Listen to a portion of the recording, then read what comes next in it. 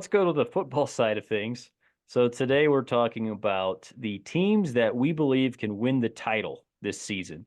Um, and this is kind of a broad concept.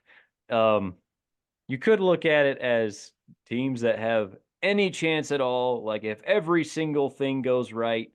I looked at it a little bit less inclusive than that. Maybe last year I did a little bit more of that and I had like 12 or 13 teams that could win the title. This year I have maybe 10, like max 10, maybe 9. I don't know. I'm still waffling on at least one team that's out there. Um, but Okay. I mean, what goes through your mind when you hear that teams that can win the title this season? I think the number is always smaller than what people think that it is. Sure. Um, and there's a huge difference between making the playoff and winning a title. Like we said, these teams can win a championship Right. this year. That means that you have to not only make the playoff, you then have to go and in really the span of 10 days beat two other teams that are elite. You know what I mean? Where there's like they might be more talented than you. They're definitely not going to be This year less, you're you going to have to know. beat 3 or 4 good teams. Well, I mean, I was throwing it back to last year, but Sure, yeah, yeah. no, it's only going to get harder. Like here is this is why I think this episode is going to be really interesting. This is a case study. We've never seen the 12 team playoff. We don't know what it looks like. It's not going to help out the underdog. No. There's I think there's a little bit of a there's something out there that there's a narrative at least out there that we're doing the 12 team playoffs so that more people can be represented, right? And who doesn't love a good upset? Basketball is not football. This is very different. The underdog is going to get crunched, and I think we see it a bit in TCU last year, or sorry, well, I guess yeah, 2 years ago now, a year and a half ago, and then even a little bit with Washington in the championship this year, the championship games. These are teams that won playoff games and then have to get it all back together and get healthy for 10 days later to play the best team and Yeah. the best team, the best team in the country, and it doesn't work. Like it's a real struggle for teams that don't have the depth and functional depth. Mhm. That Georgia, Ohio State, and then even Michigan this year had. So I know it sounds boring, but it's going to get less and less and less the more we keep expanding this playoff. Like Mhm. Georgia and Ohio State are set up better than anyone to win a championship because they have more depth. Like Georgia can roll 3, 4 deep, and there's not much drop off. And you just can't say that about everyone. You can't. So it's going to be a case study. I'm already looking at the document where I already know what you think on all of this. You went ahead and put your yes or no on these teams. I have one maybe. So You do have a maybe. Yeah, that's fair. I It might even be less than what we're looking at. Like sure. I think it's very small. I don't know. Should we go ahead and get into it? Yeah, so we've done this before, and one thing we always talk about with whether or not a team can win the title is the blue chip ratio. This is kind of a well documented thing that Bud Elliott has been doing for like 10 years. The blue chip ratio, quite simply, is the percentage of your high school recruiting, and they're starting to incorporate transfer portal. It's getting a little hazy now with all of that, but basically the idea is at least half of your roster has to be blue chip prospects, which is 4 or 5 star recruits. Um, Mm-hmm. that's kind of like the bare minimum. And he's been saying for a long time, eventually somebody with a high 40s roster and a generational quarterback, like they can make it happen. That's what Clemson was in 2015. They almost won the title, and then they did win it the True. next year when they were a blue chip team, just barely. Um, this Michigan team this last year, they were in the low 50s. Like that's one of the lowest we've ever seen. Mm-hmm. And I think we've talked about this too. Like it was also a bit of a unique situation with a lot of those guys in that team having an extra COVID year. They were an older team than we typically see. Um, as I was going down through these teams, and I went ahead and figured out the blue chip ratio for this year. It's not really come out by Bud Elliott yet, but I went ahead and did my own math on it. Mm-hmm. Um, man, like that percentage is going up. Like Yeah. if you have a 50% blue chip ratio, you're down. Boy, it's going to be really hard to win the title. Like of so I'm looking at 9 teams that I said yes on, and I don't even feel very confident about all 9 of those, but the lowest blue chip ratio of those 9 is 68%. And I have another team that's a maybe, and that's 61.5%. I didn't even consider anybody under 60%. And how many teams do we have total that are blue chip ratio this year? Like you said, it's not out yet, but it is. The point is very like the point is valid. Bud Elliott, who does put it together, like it's going to go up there. I absolutely believe that it's going to be harder and harder for a team like Michigan to be in that low 50% threshold and still be, winning championships and be dominant. Michigan was always kind of a little bit of an anomaly too. Like they had 5 stars in certain areas. And they recruited kind of in a funny way. You mentioned the Clemson team. When they did win the championship, they had just crossed that barrier, which I thought was interesting. They weren't the year before, and they came up just short the year before against Alabama. So, yeah, it's valid. It works. I don't think it's going to get broken. Like I think now with the multiple games you now have to play. Yes. I think it's going to be very difficult. And let's be honest, if you're a lower ratio blue chip ratio team, like say like someone like Missouri or Tennessee, actually they're not even. Sorry, we'll say A&M just for like sake of an argument. A&M would have to go. They'd be a lower seed, right? Like we're going to say that they finish behind Georgia and Alabama in the SEC, and they sneak into the playoff, right? They're going to have to play multiple games, probably on the road. It's going to be more difficult for them. So yeah. Well, A&M is actually an interesting case because they're kind of proof that this is not like a perfect metric, which nothing is perfect. There are no perfect metrics. They are at 83% this year, which is super high. That's ahead of Georgia. But I think we all would know that just looking at those rosters and the way Georgia's developed, like Georgia has a more talented roster. You asked how many blue chip ratio teams there are. This year there's 17. I think Florida State might be new. They're the lowest at 52%. Michigan is at 52.1%.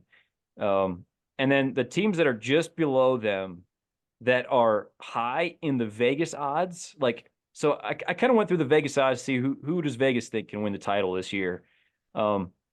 Tennessee, Ole Miss, and Missouri are kind of the 3 that stood out as having decent odds to win the title that are not blue chip ratio teams. Tennessee is at 46.5%, so it's just underneath. Ole Miss at 40% and Missouri at 32.5%.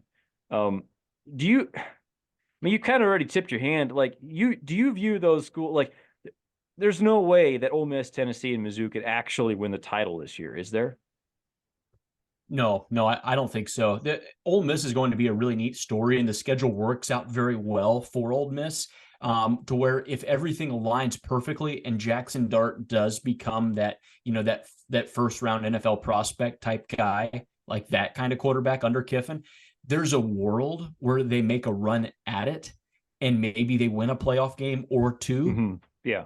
I don't think they win 3. You know what I'm saying? Like I think it's going to get tougher for them with the lack of depth that they do have. That said, these teams have done a phenomenal job. Ole Miss in particular has done a terrific job at generating buzz and working it as hard as they can through the portal. Like they pushed their chips all in this year, and they're going to win a lot of ball games. But there's a difference that there's a fundamental difference, I think, between say what Ohio State has, just laying around like their third and fourth stringers, and Ole Miss's third and fourth stringers, in my opinion, they're not the equivalent of Georgia's, and I think that applies with teams like Miami. Miami's a team at 61% in the blue chip ratio. Good team. They're recruiting very well, right? They're on the ascension, it feels like, at least from a recruiting standpoint. But there's not the functional depth. They don't have that yet. A lot of these kids that they've recruited are still really young. There's no functional depth there. 2 teams that I wanted to bring up that are blue chip ratio teams that we kind of laugh at is Florida and Auburn. These are teams that will not be winning a national championship anytime soon. So they one just fired their coach, and the other might fire one this year. So and Florida probably has the most difficult schedule in the country. But it's really interesting. It's all about recruiting. It really is. and finding there's different ways to do it. But if you lose on National Signing Day, you pretty much eliminate yourself from national title contention. You can't win a championship, but you can definitely lose one. And we've been saying that for a long time. Yeah, you say it's all about recruiting. Recruiting is the foundation. Like there's a lot more that goes into it. Your head coach, your quarterback, everything else on the roster, obviously. And so that's kind of what I did is I went down through the Vegas list and just personally decided based on, partially on recruiting, but also based on everything else going into it this season, who will win the title. Let's go through it together. We're just going to start at the top. These odds are from FanDuel. We'll just go through like their top, I don't know, I think I have 15 to 20 schools here. And we'll say yes or no on each one. The first one is Georgia. They have the best odds. I say Georgia can win the title this year. What say you? Yeah, I think they have a shot. Georgia has a chance. Returning a quarterback is huge. And Carson Beck looked really good, especially towards the end of last season. He's going to be comfortable in that offense again with a little bit more experience. He'll probably be a little bit better this year.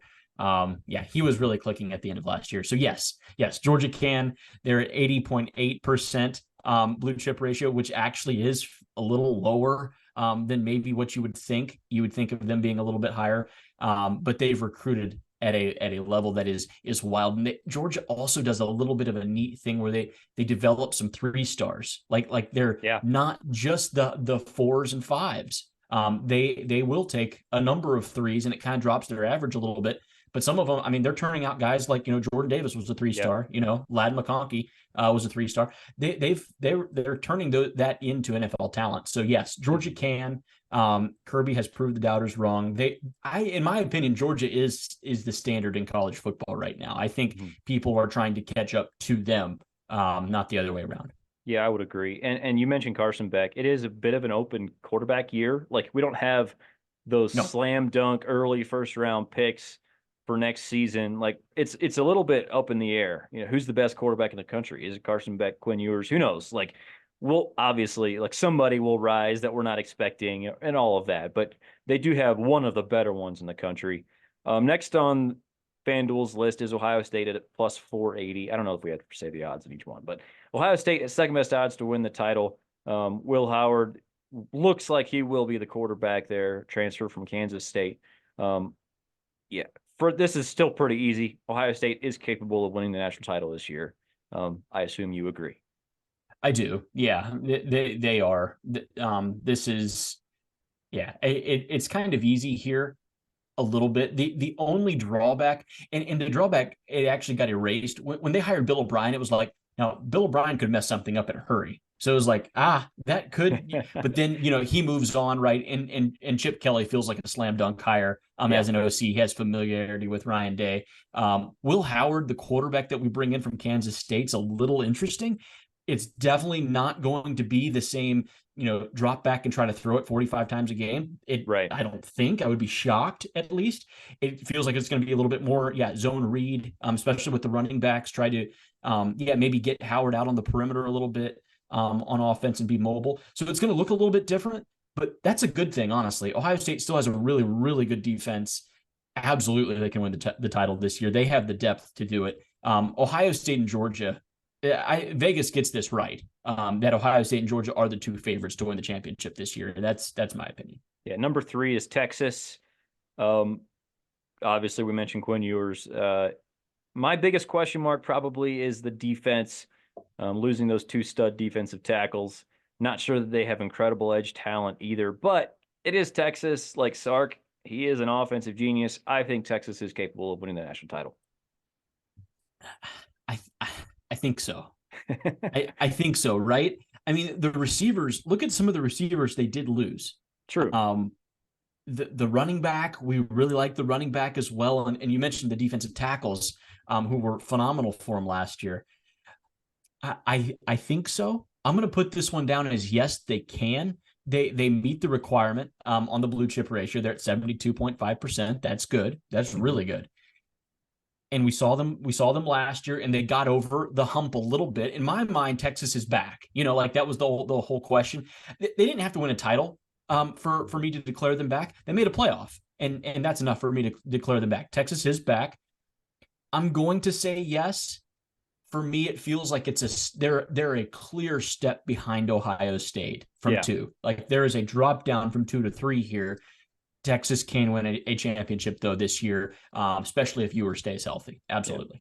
Right next to Texas in the odds is Oregon. We've kind of coupled these two teams together before.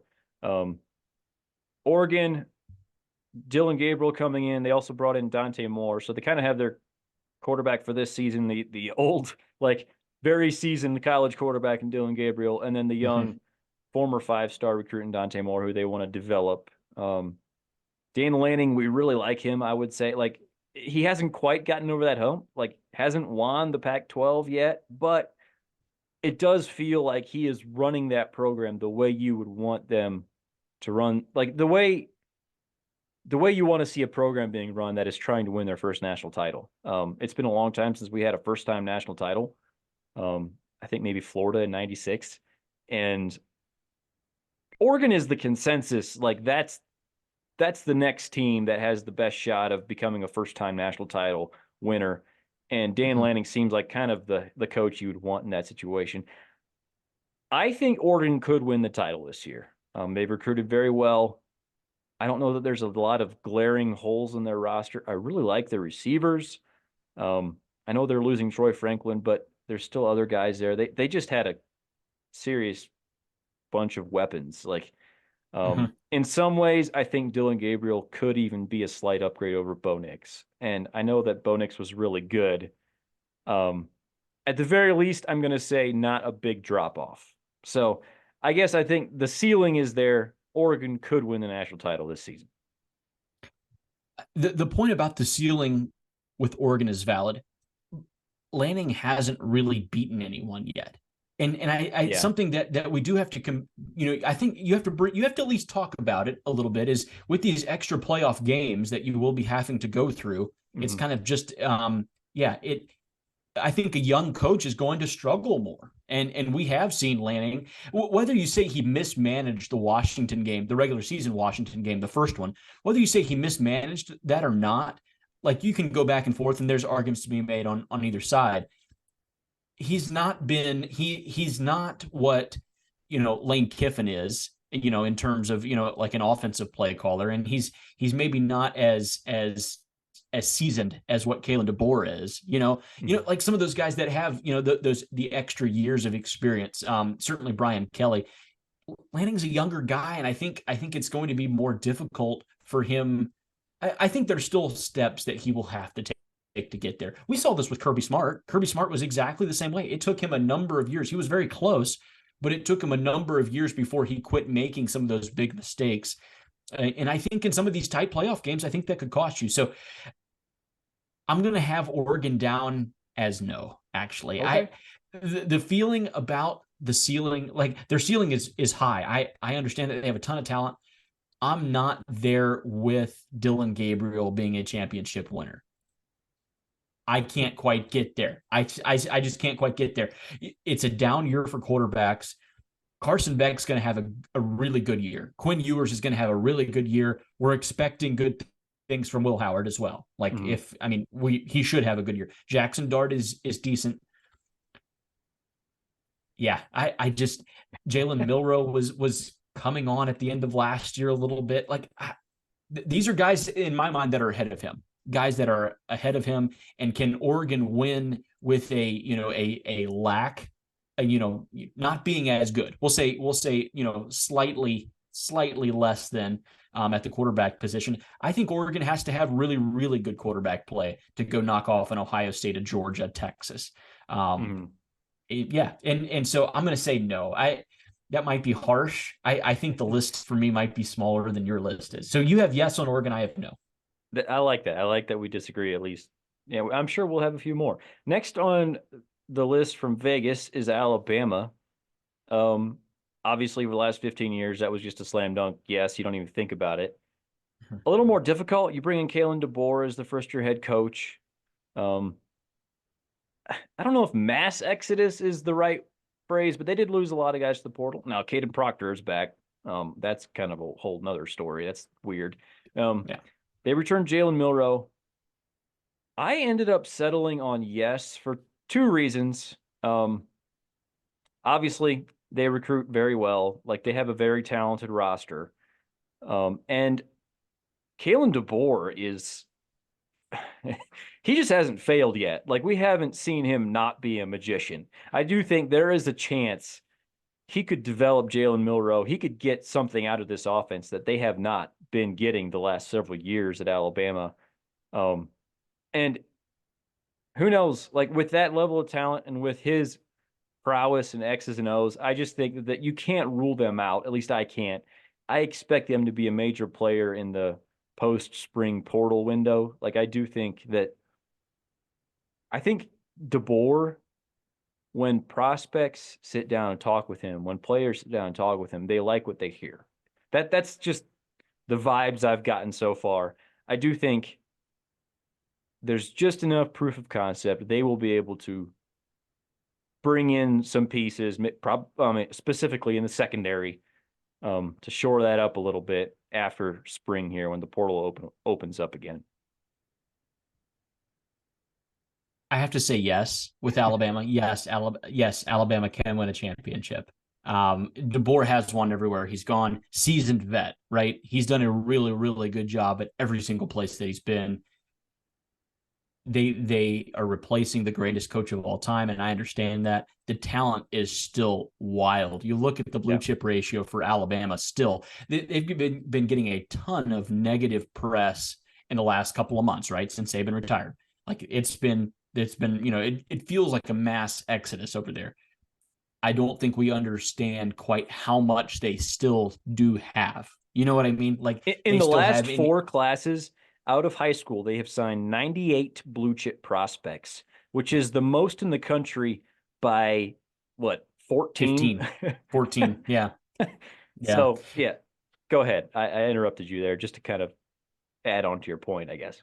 That right there is why Alabama still can. There's a reason why Alabama is number 6, number 5 in the list of most likely to win. I think it's fair to put them at 5. I don't think they should be ranked in the top 4 come start of next season. I don't.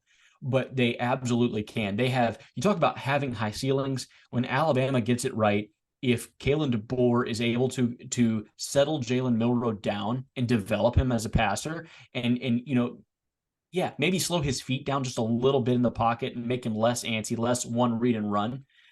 Absolutely, this could work. Like this, that could be a big time offense. So there's a ton of talent for there already for Alabama. So yes, Alabama can win a championship. Sounds silly. Like, why would I say no? Come on. Like, what have we seen the last 15 years that would indicate that they can? I know Saban's don't tempt gone, the fates. Yeah, absolutely. Alabama can win. Next on the list is LSU. They had the Heisman winner last year, Jayden Daniels, replacing him with Garrett Nussmeier, who's been there for a few years, knows the system, obviously. They did lose the offensive coordinator, Mike Denbrock. They also upgraded a defensive coordinator, bringing in Blake Baker from Missouri. I defaulted to yes just because the level of freaks that they are able to just get at LSU is different than a lot of places. These top 6 were all yeses for me. And this is where the easy yeses stopped for me. Like, this is kind of the final team where it's like, after just a little bit of thinking, yeah, I think they can win the title. Like, is it likely? No. Like, there is going to be a drop off offensively. I also think they were so bad defensively last year that Blake Baker doesn't exactly have to light the world on fire for them to just be a good defense, like vastly improved. So if you're 90% as good on offense as you were last year and you become a top 25 defense, like LSU has the kind of athletes. Brian Kelly, good, solid coach. I guess I'm waffling maybe more than I originally was, but I'm still going to land on yes for LSU. I'm going to say no. I'm going to say no. They're at 68.5% in blue chip ratio. I'm going to lean no. I think it's going to be very, very, very difficult to replace a quarterback like Jayden at LSU. Nussmeier's a good quarterback. Please don't get me wrong, but I think losing the receivers also hurts. Like LSU has dudes there. They're LSU, and they always will. They're always going to have some really really good receivers. That's just going to happen. But losing Thomas and Neighbors, I think, is maybe a little bit bigger deal than what we realized. I think they were very instrumental in that offense. So I'm going to. You almost talked me into it, honestly, when you were talking. I almost switched it to yes, but I'm going to stay with no. There's too many good teams. There's too many good teams that they will have to play and go through. I like Brian Kelly, but he's never beat Kirby Smart head to head. Yeah, like he's going to have to beat these guys. I don't know if he can beat Ryan Day. I don't know if he can beat even a guy like Sark. So yeah, we'll see. I just want to see. The nice thing about it is we'll get to see this. I'm still going to stay no though with LSU. Yeah. Okay. Tied with them in the Vegas odds is Ole Miss. We've kind of talked about them before a little bit. They bring back Jackson Dart, who he has a chance to be one of the best quarterbacks in the country. He could be an All-American. It does seem like the more time you get in Lane Kiffin's system, the better you are. Their blue chip ratio is at 40%, but I also acknowledge that is kind of it's not the best metric because they, maybe more than almost anybody else, maybe one or two other schools, they have really done a great job in the portal over several years. And this year, you're talking Walter Nolan's maybe the big name, but they're bringing in receivers, edge players, linebacker. Yeah. Ole Miss has done a really good job. They are an interesting test case to see what a team's ceiling can be with a 40% blue chip ratio, because they might have a really high ceiling this year. I'm just going to say no on that ceiling actually winning a national title. I think when you saw Ole Miss go on the road to Georgia this year, Ole Miss has a really, really good team. They went on the road to Georgia, and that game was not close. Yeah. Like that was an absolute bloodbath. So yeah. I'm going. I kind of teased it earlier. I'm going to still stay with no for Ole Miss. I will say that if there's a team with 40% that could do it, it would be these guys. Yeah. Like having a play caller like Kiffin and a quarterback with experience like Dart in that system, to where there's a lot of confidence, they can run some tempo. And they've brought in some big time defensive names, especially on the defensive front, which they really, really badly needed last year. So they're going to be really good. Please don't misunderstand me. I think Ole Miss I think they could be a playoff team. I think they have a good shot at going to the playoff and maybe even winning a game or two. It's different though when they have to go beat Georgia though. Like I think we saw that last year. It was very difficult. So yeah, I'm going to stay with no, but yeah, if there's a team with a 40% ratio that could get it done, it would be these guys. Like, right. I do believe that. Yeah, agreed. Next on the list is Michigan. And I looked back from a year ago. We both did say yes on Michigan last year, despite having a relatively low blue chip ratio. And obviously that came true. They did win the national title. Yep. Jim Harbaugh's gone. JJ McCarthy's gone. They lost their receivers. They're almost their entire offensive line. They lost a lot. I guess I believe at least in the floor. Like I think the floor is still pretty solid there. As far as them winning a national title this year, I ended up going no. Sherrone Moore, first time head coach, first season. Alex Orji is probably going to be the quarterback. They've lost 18 NFL players off last year's roster, and I still think they're going to have a really good defense. You could tell me they could beat Ohio State again. Like that absolutely could happen. I could see that happening. I don't know that I could see Michigan winning 3 or 4 consecutive games in the playoff next year and actually winning the national title in Sherrone Moore's first season. I would have agreed with you, except for the fact that when Harbaugh was suspended, and by the way, suspended for big games, there wasn't really a drop off. And you're right. Like they had a lot of players. Michigan had a lot of players leave their roster, but to go to the NFL, not transfer out. They had a lot of guys could have transferred for free, right? Like when the coach leaves, you have like that 30-day window that you can go wherever you want. They barely lost anyone. They kept almost everyone there, which I think is telling. Like Harbaugh was clearly kind of the mastermind behind it all, but Sharon Moore feels like I'm going to at least say I'm going to say yes with Michigan. Okay. I'm going to give them a chance. I'm going to say that Sharon Moore could have been the reason why they were really good last year, because when Harbaugh was gone in the Penn State and in the Ohio State game, as well as the Big Ten championship, I guess against was he going for the Big Ten championship against Iowa? He might have been. No, he coached that. Was He he missed the last 3 regular season games. okay? I believe is So, what it was. yeah. So for Ohio State and Penn State, Mhm. he was gone. And I was actually really impressed with how they kept their cool and their composure in those games. Mhm. And yeah, so I think the quarterback replacement could be very, very difficult. I don't know if Alex Orji is going to be a championship winning quarterback. But with Michigan, they might just stay running the ball. I mean, that's kind of what they did a little bit Yeah. last year when they got in trouble. Sharon Moore's like, we're just going to hand the ball off all the time, and they have a really, really good offensive line. So Well, if they had last year's offensive line, I would be very much more inclined to agree with yeah, you. But they right. lost so many good offensive linemen. Yeah. Man, I don't know if they're going to be able to run like that again. Yeah, it's a fair point. I'm going to still say yes on the chance that Michigan's been doing it a different way, right? Like they've just barely been a blue chip ratio team, Development, and yeah. they've been developing guys. I mean, that's been their calling card, and it's been working for them. So I'm still going to stay with yes for Michigan. I'll give them a chance, a small chance, but a chance next year.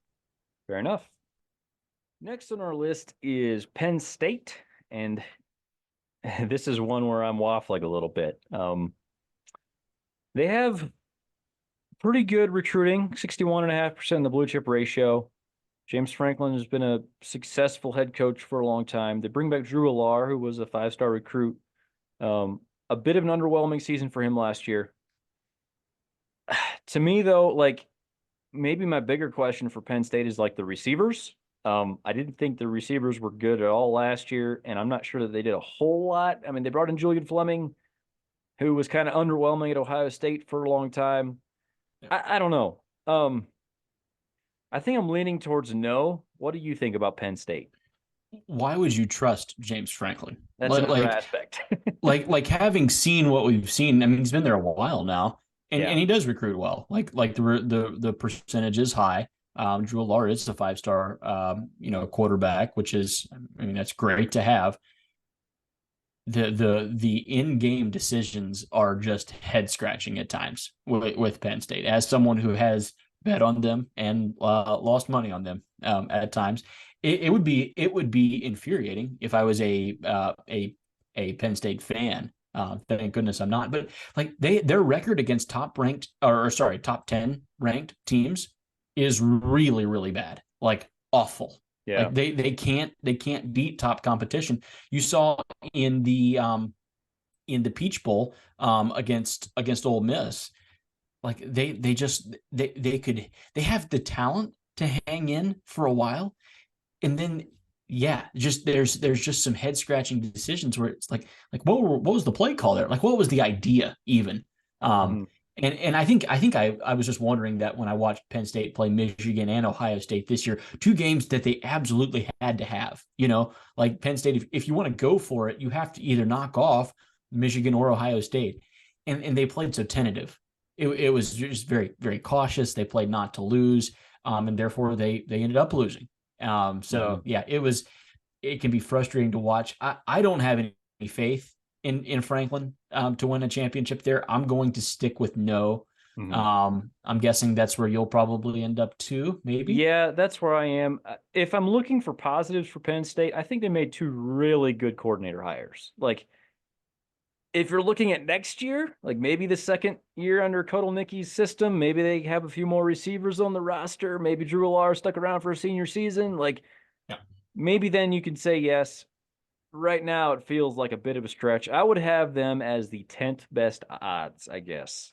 And I just have to lean towards no. So I guess if I'm looking at it that way, I'll say that the 9 teams could win the title this year in my mind.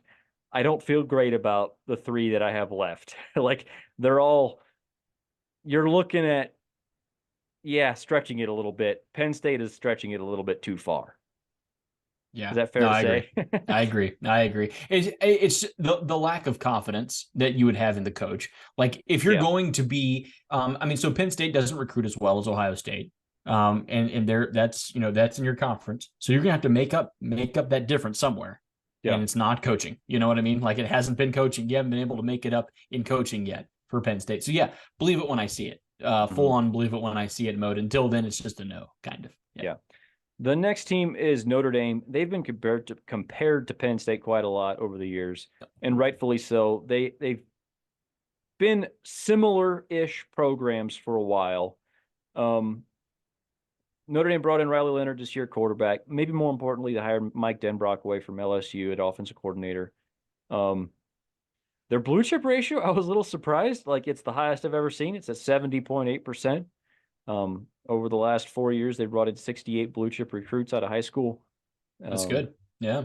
so they've been, yeah, Marcus Freeman, he hasn't elevated the recruiting to a top 5 level, but he's definitely elevated the depth of his recruiting classes, I would say. Like, and they focused more on athleticism and speed, and it just seems like they have a more athletic, fast team. Um, I'm waffling here.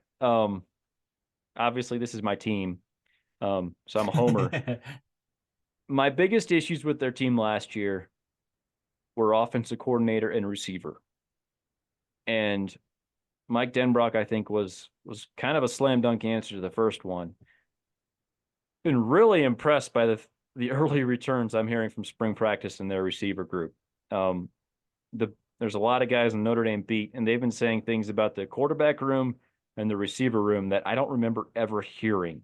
It feels a little weird. I'm not used to this type of thing. Sounds like Notre Dame might actually have something of an explosive offense this season. The easy thing to say is I'll believe it when I see it.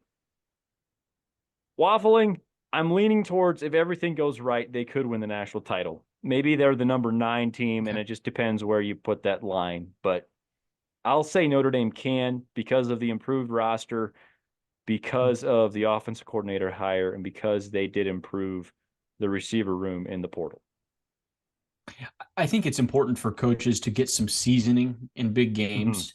And I don't think Marcus Freeman has had that much yet. He's played some big games, but he hasn't had high pressure. Mm-hmm. Like like a playoff type scenario, or yeah, I guess Notre Dame doesn't get to play in conference championships, but like what I'm talking about when you're playing for a trophy, like when you're a standalone game playing for a trophy. There's no doubt that he's done a really good job there, and the recruiting has had an uptick, and 70.8% blue chip is that's a nice ratio. I mean that's very solid. Riley Leonard, like him, kind of worried about the health situation there a bit. Mm-hmm. With Leonard, I mean that's nothing new.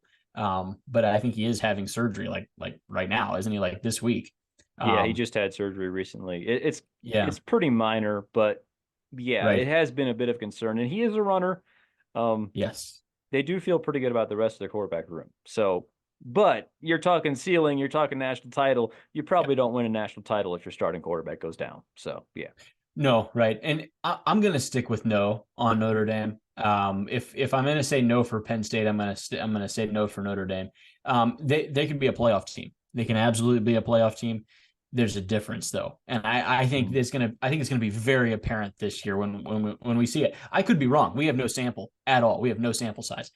It is my opinion currently that it is going to be very, very difficult to go win multiple games Yeah. against this top competition. I think it's going to be very, very hard. So no on Notre Dame. Yeah. Technically, we disagree, but I think it's like I totally understand where you're coming from on that one. Yeah, I waffled on that one about as much as on anybody. Next on the list is Florida State. Another difficult one. I really like what Mike Norvell has done there. Um, in general, I should say. Now they bring in DJU this year as the quarterback. Feels like a pretty significant downgrade from Jordan Travis, who really developed very nicely under Norvell and was a very good quarterback before getting hurt last year. The recruiting has been solid. This is one of those schools that is recruiting well out of high school, but not extremely well. Their blue chip ratio is right at 52%. Only 39 blue chippers signed over the last 4 classes.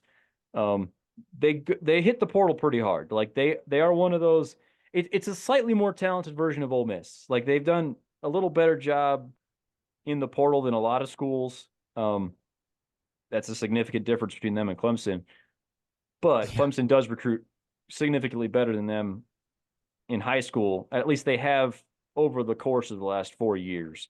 All that to say, I don't know that DJ Uiagalelei can win a national title as a quarterback. So I ended up going no for Florida State.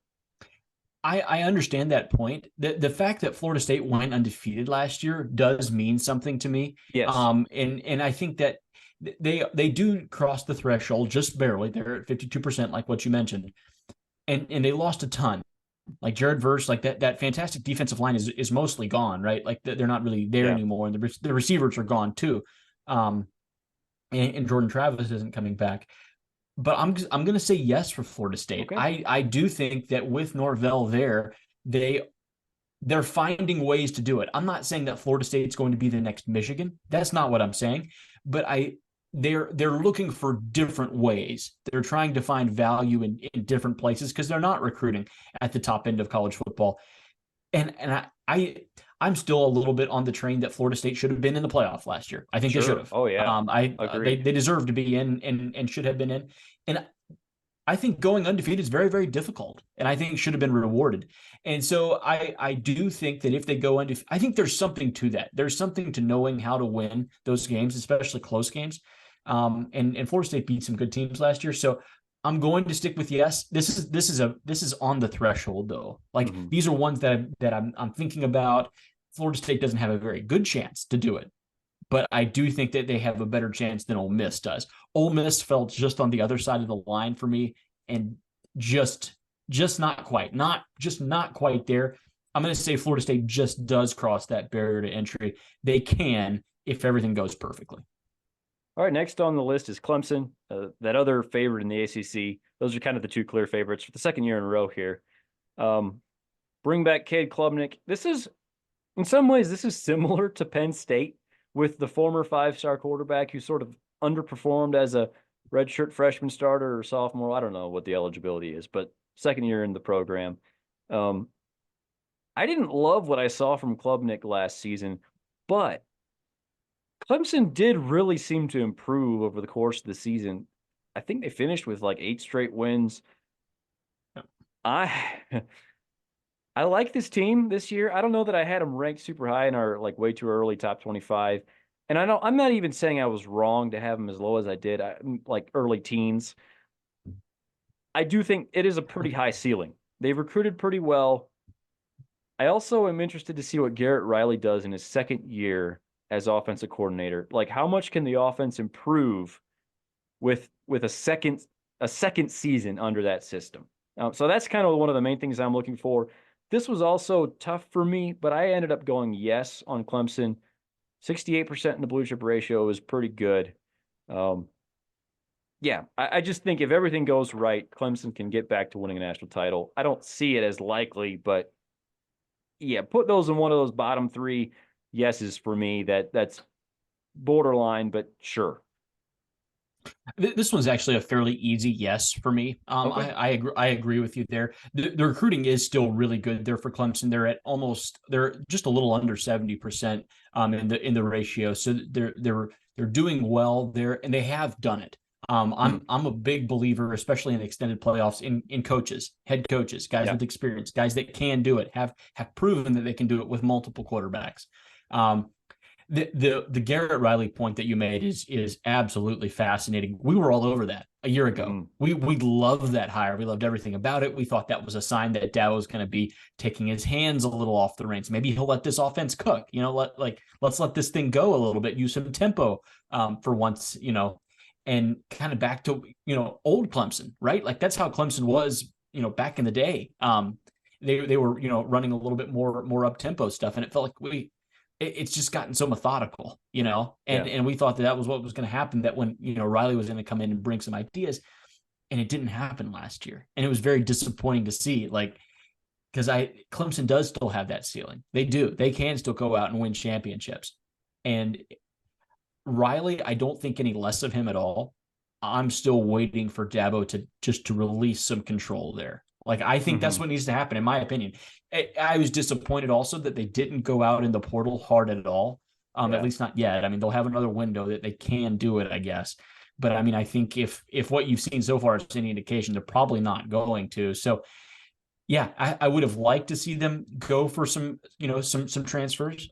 Some offensive linemen would have been fantastic, right? And get back to Yeah. running the ball too. We can't really do that right now at Clemson either. So, Clemson does cross the barrier to entry to me. It's actually, I think, a pretty sound yes, for me, on Clemson. So they can do it. I think they will. I think Dabo will wake up. I mean, at some point he has to, right? Yeah. Like, this was not long ago when it was Clemson, Alabama every year for the championship. That was not long ago. That Right. was like 4 or 5 years ago. Yeah. And yeah, they can get back there. They can do that. All right, next is Tennessee. We've maybe spoiled this earlier in the episode too. I think probably the highest blue chip ratio of a non-blue chip ratio team, so just under 50%. Nico Iamaleava looks like he'll be the starter this year. Very talented quarterback. We like Josh Heupel's offensive system. They had a really surprisingly good defense last year, I would say. Um, I ended up going no. I just don't know that the depth of talent is there, but I really like Tennessee. I like the job Heupel has done. And I think like Iamaleava, he has a chance to be like the breakout, best quarterback in the country type of deal. Like that could happen. I just don't know that I could see Tennessee actually winning the title. I love this team, and I'm very very close to saying yes on this team. I'm gonna say no, just because I'm with you on the lack of depth. They do not cross the blue chip ratio. They're only at 46%. It's quite a bit less. I mean, look at the team right above Clemson's at almost 70%, and Tennessee is less than 50% in the blue chip ratio. That's Yeah. a big deal. That's huge. So I'm with you. I like Heupel. If we could get Heupel's ideas into the Clemson offense, that would be fantastic. Heupel runs a really good offense. Yeah. Last year with Joe Milton was probably the worst offense that we've seen under Heupel, really even going back to some of his UCF days. Like, this guy has had good offenses consistently. Nico's Iamaleava is so talented, man. Like, he's Yeah. got so much talent. So we're looking out there for, quarterbacks to pop. And if, say, it does work out really well, I think there'd be a chance that Tennessee could have a special season and even win some playoff games. I think that runs the lack of depth will catch them before they win a championship, in my opinion. Mm-hmm. Next is Missouri. Eli Drinkwitz doing good things there. He was on the hot seat not that long ago, and it seems like he's just risen from that and has brought Missouri to a really good spot. Last year, double-digit wins. Brady Cook is back at quarterback. And they bring back some other really good players. They did lose their defensive coordinator, Blake Baker. They were able to hold on to the offensive coordinator, Kirby Moore, who's really good. This is pretty easy for me. I think it's a no. 32.5% blue chip ratio. I feel like they pretty much hit their ceiling last year. Like, I don't know that Missouri can do a whole lot more than they did last year with this level of talent until they upgrade the recruiting. Now, they were really good last year, but there was a difference between them and the actual national title contenders, in my opinion. I agree. I think Missouri does a really good job of playing teams close. Like, they've played Georgia very very close. I mean, shoot, they went out and beat Ohio State, in the Yeah. bowl game, and their defense looked fantastic in doing so. I'm still not sure what to make of that game from an Ohio State perspective. I really don't know. That game has me in just a mental blender. I'm not sure really what to do with that game. I'm going to stick with no on Missouri. Your point about them hitting their ceiling is, I think, correct. I think that's accurate. They were fantastic last year. They had a lot of things go their way. They hit a 61-yard field goal at the buzzer against Kansas State, to win a football game. You don't hit 61-yarders just a whole lot. That doesn't happen just a whole bunch. So they had a lot of things go their way, and they had a fantastic season. And they're a really good football team and could make the playoff. They cannot win a national championship next year. Yeah. Next is Texas A&M. They might be the opposite version of Missouri. Completely the opposite. Yes. Now that could change under Mike Elko. I think he's a really good, solid hire for them. They bring back Connor Wigman. They did lose a lot in the portal after firing Jimbo Fisher. Evan Stewart, maybe the biggest name, along with Walter Nolan. Those are kind of the two main names that they lost. Yep. Very talented roster still, despite losing a lot of guys. Their blue chip ratio over the last 4 years is 83.2%, and that's not quite accurate just because they lost so many of those guys now. But it's still a talented roster. One of the best games of the season that no one is talking about is that opening week game. They host Notre Dame. I think that could be a really fun game. Yeah. But all that said, I think this is more of a 2 or 3 year rebuild for Mike Elko. I don't think they can win the national title this year under Elko in his first season there. I think there's a little bit too much to be fixed, maybe just in culture. Yeah, I just think that it would be shocking to me if A&M was able to get it all together and win the title in the first season after Jimbo Fisher and kind of the mess he left. I'm actually going to kind of zag on this one. I'm going to say they can. The blue chip ratio is still really high. Finally, it's not me that's the A&M guy. All right, let's go. Well, no, I mean, I think I was a little bit too. Like, I buy into him now and then as well. So, okay, Connor Wigman is still there at quarterback, right? He's a talent, right? We'll just kind of put him on the same shelf a little bit, even as like Nico, and yeah, even I guess you could put him on the same shelf as Cade Klubnik too. Former 5 stars that haven't maybe lived up to the billing completely, but have just an immense amount of physical tools. Like, you know what I'm saying? Like, if they get it, if it all clicks, it could really work. You bring in Colin Klein at offensive coordinator. I love the hire. Yeah, I great. do. Yeah, that's a fantastic hire for them. I think Elko's done a great job at Duke the last couple of years. There's a chance. They have a chance. It's very slight. But if you'd want to go sprinkle a couple of dollars on A&M to win, there's value there, in my opinion. They have a tremendously talented team. Elko, it's not like he's walking into just a new place. Like he's been at A&M. He knows the lay of the land there a little bit. So they have a shot. A&M has a shot. You're right about the opening week game with Notre Dame and A&M. I think it's like I think Notre Dame is a 1-point dog currently. Yeah. Like it's a very, very, very close line. So yeah, there's going to be some electricity around that game when it comes up. I'm going to lean with yes. All right. Yeah, I don't feel great about it. I'm going to stay with yes though. All right, next is USC. Lincoln Riley, obviously the story there. Underperformed last year with Caleb Williams. Miller Moss was really good in the bowl game. I guess he's probably the favorite to win the starting quarterback job. And they finally did it, Ashton, after years of us just talking about the tragedy of Alex Grinch as their defensive coordinator. He's finally out the door. They made a good hire. DeAnton Lynn, I believe is his name, UCLA's defensive coordinator. We both think, I'm pretty sure, that's a pretty solid hire. I personally don't think they have the talent on defense to actually win the title this year. In some ways, I feel more confident that Miller Moss will be just fine than I feel that their defense can be good enough for them to win a title. And there's some rumblings about Lincoln Riley and this offensive staff maybe heading to the NFL after the season. I don't know if that will actually happen. I could see the allure. Let's just say that. USC, I think they could be very much improved from last year, just with baseline competence at defensive coordinator, maybe trying to be more of a physical team, the way they practice and all that. It seems like a stretch to me that this team could win the title. I agree. It's a no for me as well on USC. Lincoln Riley, he struggled to get over the hump. Well, I mean, he never did, right, at Oklahoma. And I mean, that was always the knock against him, right? He can make the playoffs, but he's not actually beating these teams, you know? Yeah. And I think that's correct. Like he's always had really, really great quarterback play. And the defense has just been a disaster consistently.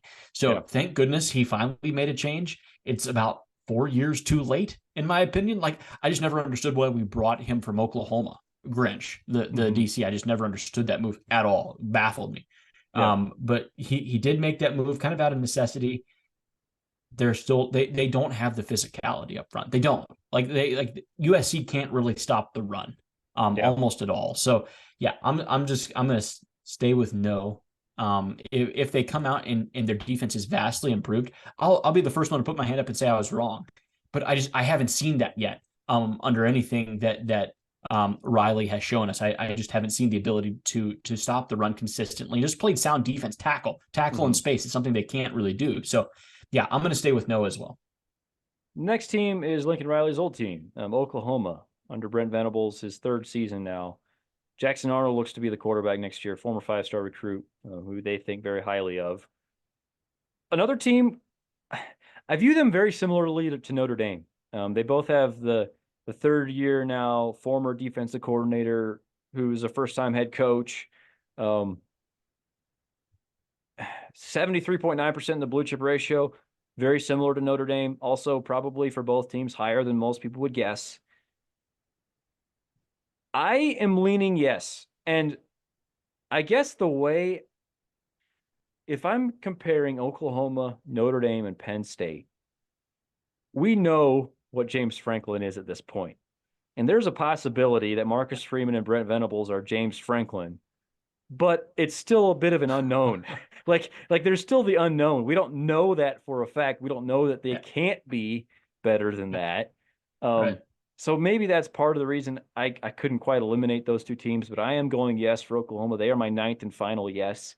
Um, Not likely, but you're talking about a talented quarterback, a talented roster more than people would realize, and a young head coach, and who knows what his ceiling is. So yeah, I guess it's basically the same story as Notre Dame. Maybe that young coach ends up being really good, better than people think. Yeah, I think the point is valid.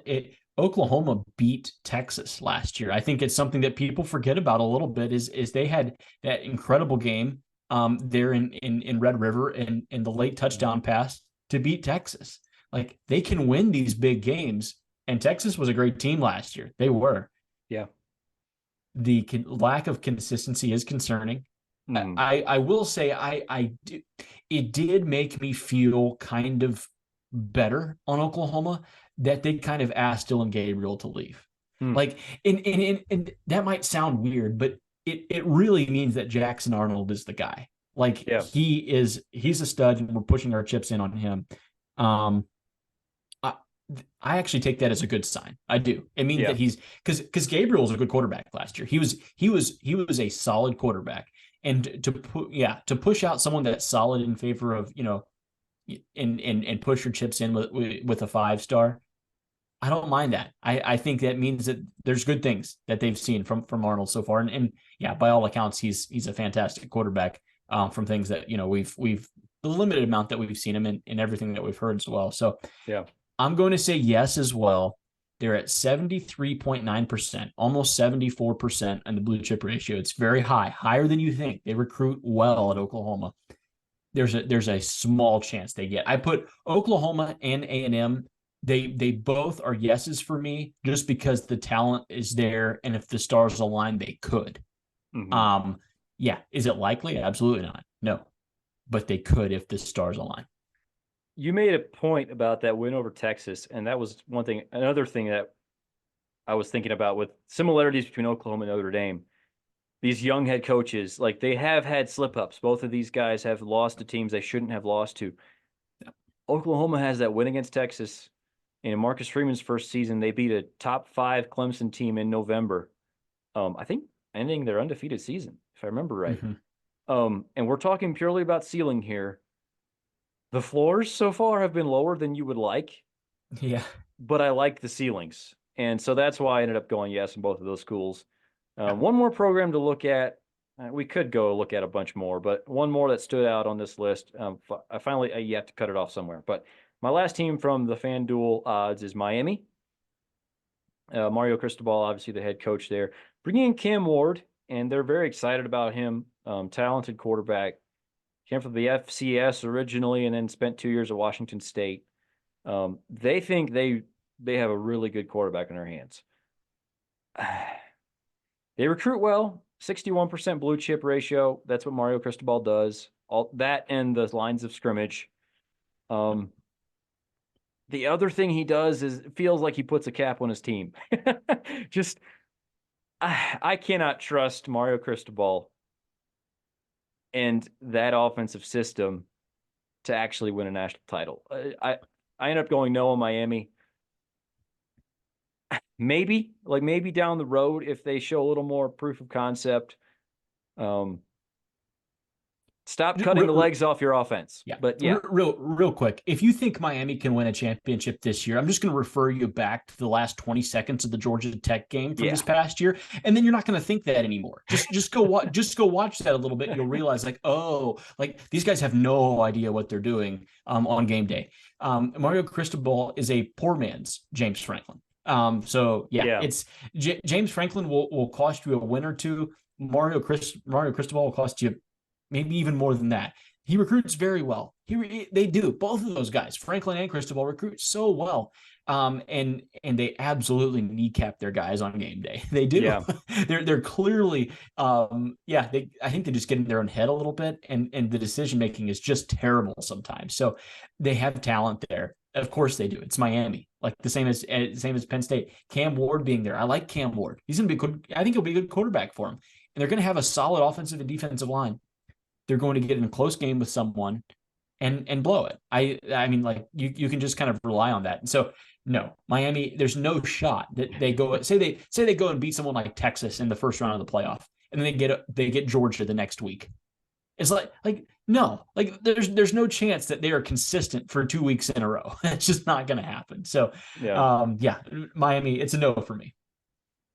All right, so that's kind of all the teams I had written down. The next, just for sake of reference, the next 5 teams in the FanDuel odds are Kansas State, Utah, Louisville, Auburn, Washington.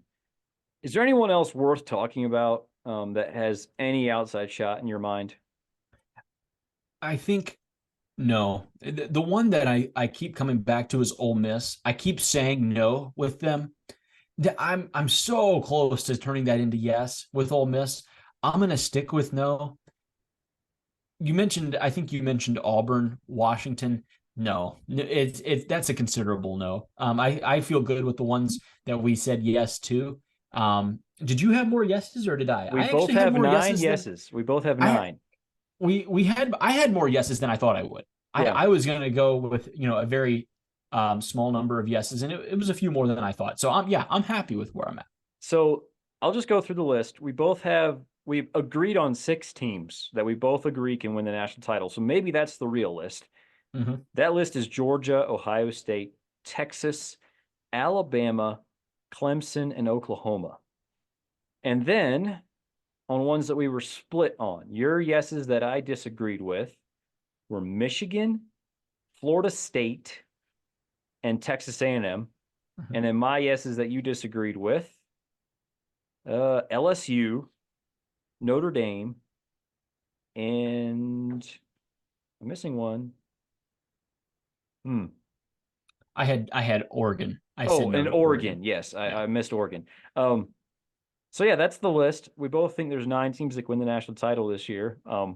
Slightly different 9 teams. So maybe there's 6 teams that can actually win the national title. It'll be interesting to look back on this at the end of the season and see how we did. Just looking over that list, what stands out to you? What do you feel good about? What do you feel bad about? I'm not sure. I mean, I know I picked Michigan to win it all a year ago. In the preseason, I thought Michigan would beat Georgia actually in the championship game. Georgia actually, that would have been a fantastic matchup. Would have loved to see Michigan versus Georgia in the championship game. I do believe that Georgia and Ohio State are the 2 best teams, and then it's a gap. I do think that gap is there. And honestly, Ohio State is not confirmed as one of those 2 top teams. Does that make sense? Like Georgia is confirmed as that team. We know that they're going to be really good. Ohio State, we're pretty sure. We're like 99% sure, especially with Chip Kelly being there. We think it will work. It's going to look a little bit different, and maybe, can they do it? They haven't done it. Can they do it? I guess that would kind of be the question. I really circle in on this Ohio State team this offseason. I think it's really interesting what they're doing. I like the list. I don't really have any regrets. I really don't.